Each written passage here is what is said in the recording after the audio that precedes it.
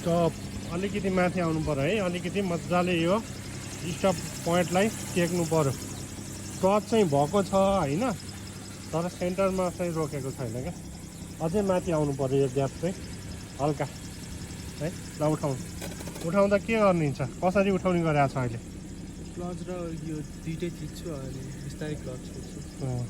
भनेपछि पहिला क्लच छोडेर होइन कि एक्सिलेटर दिएर अनि बिस्तारै क्लच छोड्दै गरेर गाडीको मौसम चेन्ज भएपछि उठाउने गरेको छ। ल उठाउनु त ठिक छ। एक्सिलेटर थपेर मात्रै जानु ल। थ्याङ्क यू, गुड छ। ल ठिक छ, ल अगाडि जानु। ठिक छ, अगाडि जानु भयो। तपाईँहरू पनि यसरी कार अथवा बाइक सिक्न चाहनुहुन्छ भने हामीलाई सम्झिन सक्नुहुन्छ। महान ड्राइभिङ ट्रेनिङ सेन्टर इमार रोड ललितपुरमा।